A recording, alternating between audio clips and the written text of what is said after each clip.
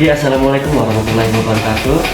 Sebelumnya kami di sini dari siswa SMK Teknik Surabaya dengan saya Ahmad Faris lagi dan juga beberapa rekan saya, yaitu saya Muhammad Sibawati dari Bandara Aeronautik. di sini kami ada di PT Persada Abadi Internusa dan di sini juga kami akan mewawancarai dengan Pak Christian Widianto. Pak Kristiana. Untuk lanjutnya Pak, karena ini waktu sudah malam ya Pak. Oke. Sebelumnya selamat malam ya Pak. Selamat malam. Oke, untuk pertanyaan pertama ini, bagaimana cara perusahaan menjaga kerjasama timnya, terutama di lapangan ataupun juga saat di instalasi sistem tadi? Bentar ya. Iya. Ya saya harus sebenarnya yang paling lebih berkapasitas menjawab ini adalah teman-teman dari tim teknis, atau yang sering diterjun di lapangan. Ada manajer lapangan, manajer teknik yaitu Pak Tata. Ya. Tapi mungkin saya bisa bantu jawab secara umum. Setidaknya saya pernah memantau mereka ya, begitu. Kalau dari PT PA ini yang saya lihat itu ya tentunya harus ada perencanaan. Harus ada perencanaan. Di situ perencanaan tertulis tujuanmu instalasi itu sampai kemana ya kan? Termasuk ada juklaknya, ya kan? Juklak, tahu juklak nggak? Petunjuk pelaksanaan. Jadi juklak itu adalah singkatan ya. Kalau kepanjangannya adalah petunjuk pelaksanaan. Dari ada jelas apa poin-poinmu nanti yang harus kamu, target-targetmu yang harus kamu raih kan gitu kan. Nah di situ artinya menjadi suatu SOP tersendiri ya, SOP tersendiri. Dan itu harus dilakukan sampai ada BATC, yaitu berita acara tes komisioning. Nah, itu menjadi suatu akhir finish ya kan, dari pekerjaan teman-teman teknisi, gongnya di situ. Karena kalau itu nggak dapat, maka dia pun juga gagal, dianggap gagal. Ya, dianggap gagal. Mungkin ada SOP bila gagal berarti harus ada backupnya kan, siapa. Tapi setidaknya teman-teman gagal itu punya alasan. Jadi mereka punya formnya untuk bisa mengisi. Kegagalannya kenapa ya kan? Mungkin kelistrikannya belum tersedia ya kan? Itu harus tulis karena itu melibatkan biaya. Kita sudah terbangkan mereka mahal-mahal berserta hotelnya ya kan? Ya kalau satu orang bisa lebih kan? Nah itu mahal sekali. Nah itu harus ditulis berita acaranya juga. Kegagalannya ada karena tidak kesekian misalkan begitu ya kan. Nah itu nanti biar dievaluasi akan menjadi beban siapa itu. Terus yang kemudian supaya meminimalisir suatu pekerjaan itu dari kegagalan ya kan, atau human error ya kan, kita harus punya orang-orang teknisi yang handal. Berarti berkaitan sama skill ya begitu kan. Nah skill itu sangat penting supaya mereka lebih percaya diri ya. Nah kita latih mereka, didik mereka sampai mempunyai skill ya kan, yang kita anggap orang ini mampu, baru kita kirim ke mereka. Ataupun ada pendampingan. Pendampingan itu artinya orang ini ada pelatihan. Sudah kamu langsung di lapangan aja deh, aku dampingi ya kan, seniornya ya. Nah seperti itu, kurang lebih seperti itu. Terus kemudian tim-tim yang supervisi atau sampai level manajer ya itu akan memantau pekerjaan mereka sampai sejauh mana target kita. Misalkan kalau UPS-nya kecil itu berapa hari, kalau besar mungkin 5 hari atau 3 sampai 5 hari kan gitu kan. Nah itu kita sudah hafal di luar kepala ya kan, apa satu hari pertama apa, 1 hari kedua kan, itu apa pekerjaannya. Nah itu tetap dalam pantauan tim supervisi, ada supervisi di situ yang melihat. Nah, begitu juga ada pendampingan.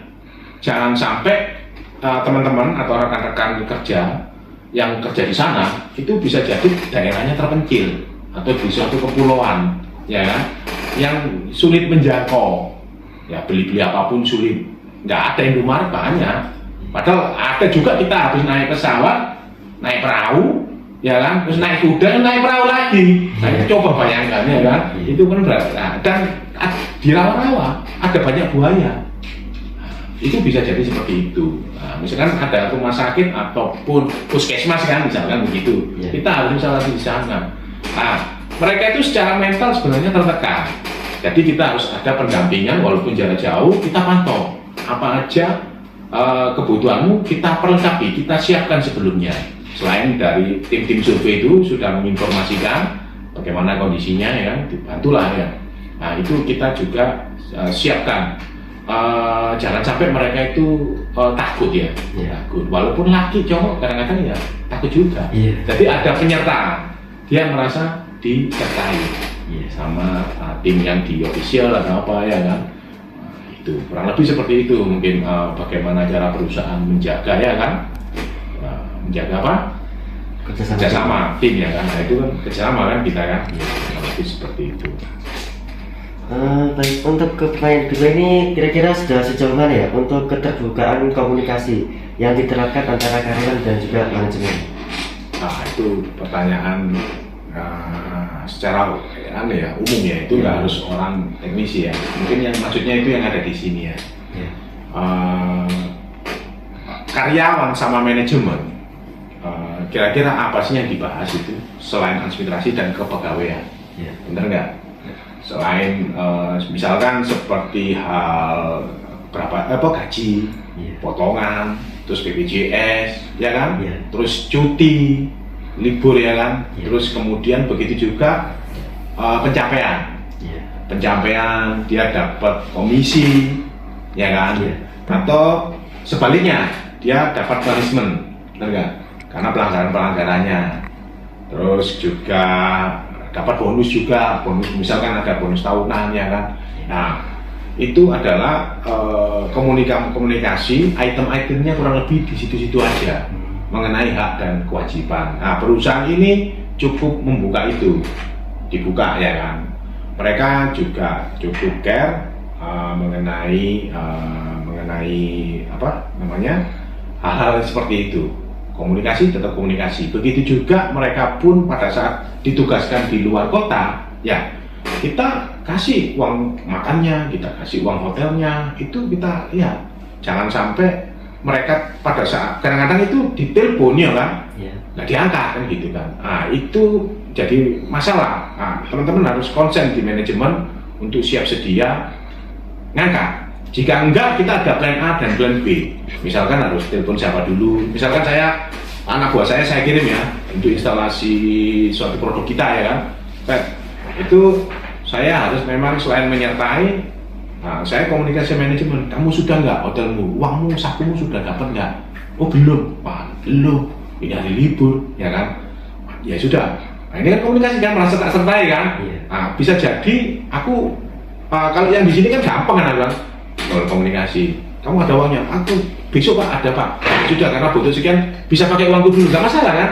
Kan cuma masalah cash flow aja ya kan, cuma sehari aja atau beberapa jam lagi kan, pasti aku akan dapat kan gitu.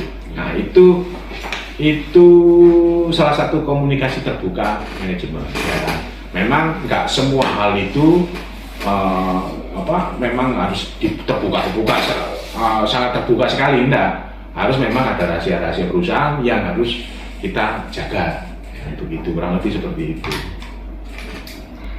Bagaimana SOP membantu dalam menjaga kualitas produk seperti UBS, stabilizer dan genset? Ya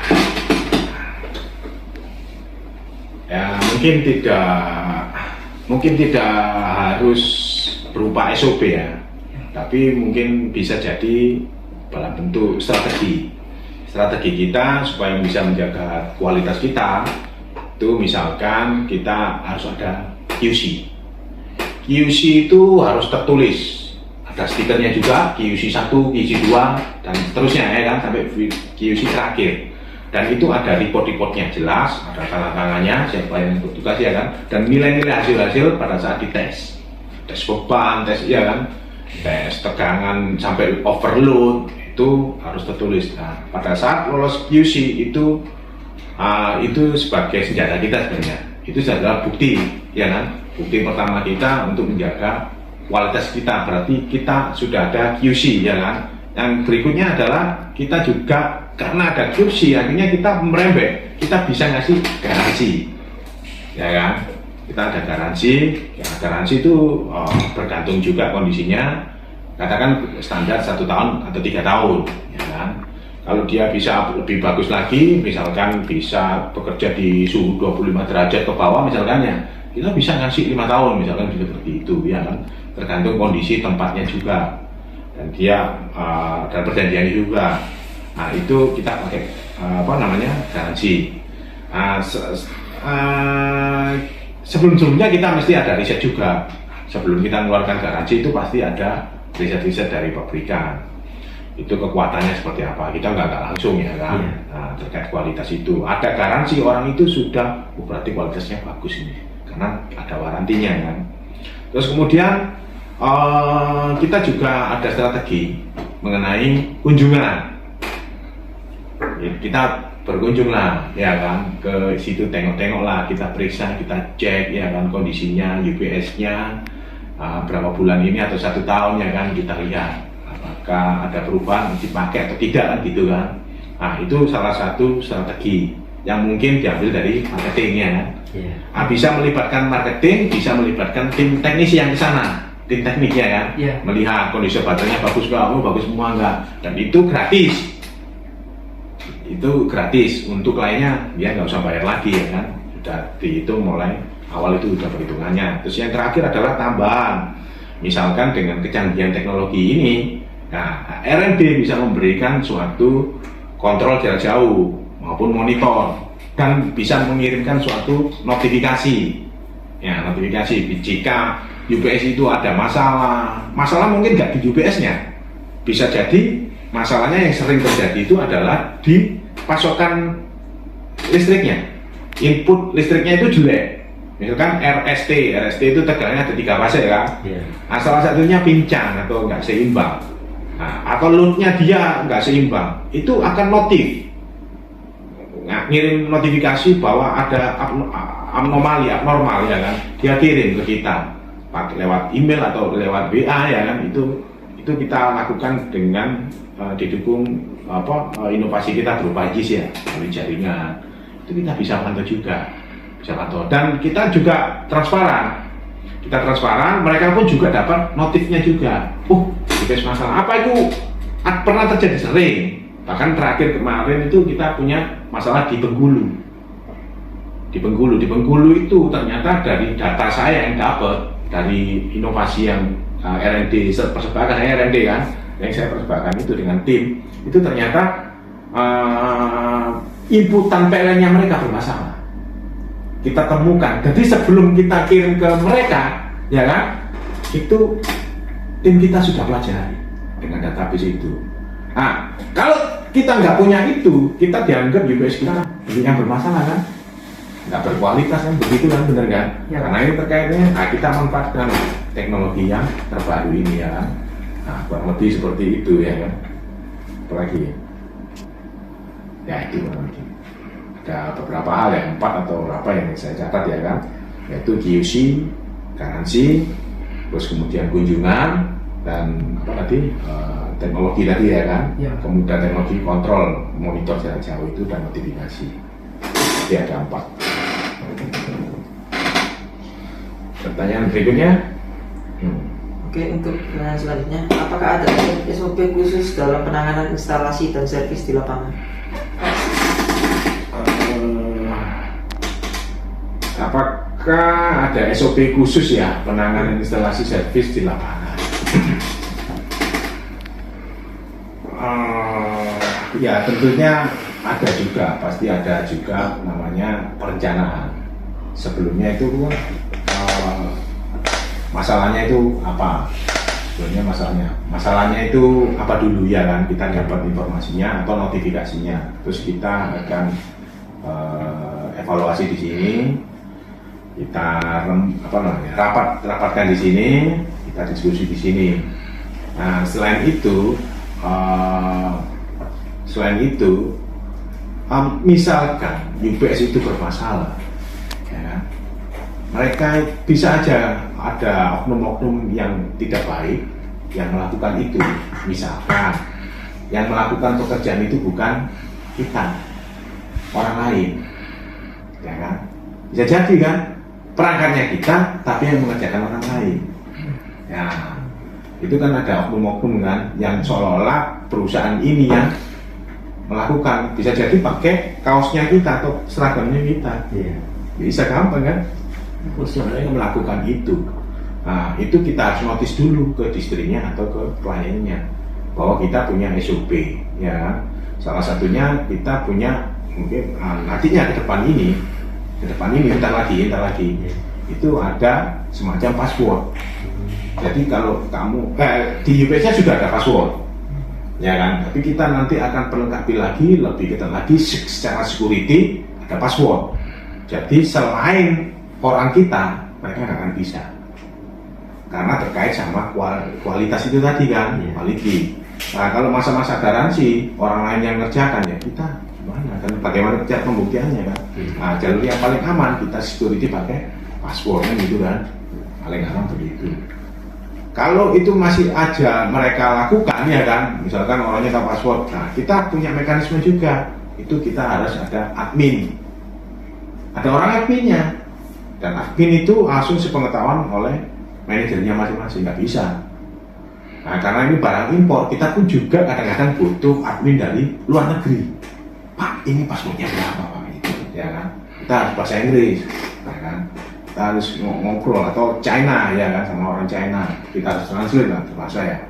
Nah ini apa ya kan? Nah, SOP passwordnya apa untuk buka ini? Kalau kita punya masalah, kita pun tanya juga ke yang sananya, sumber pemilik barangnya ini, yang awalnya yang menggrip itu. Tuh. Nah itu kurang lebih seperti itu, sederhana sih sebenarnya. Ya. Tapi kita harus waspada. Oke, terima kasih untuk Pak Kris karena sudah kami mewawancarai, dan mohon maaf jika ada salah kata. Assalamualaikum dan selamat pagi. Dulu ku mulai dari no way out. Sekarang ku naik no doubt. Jatuh bangun aku tetap jalan. Hustle every night, yeah, make it count. Takkan mundur, keep it real. Every step I know the deal. Terus maju, never stop. Ayo naik ke puncak.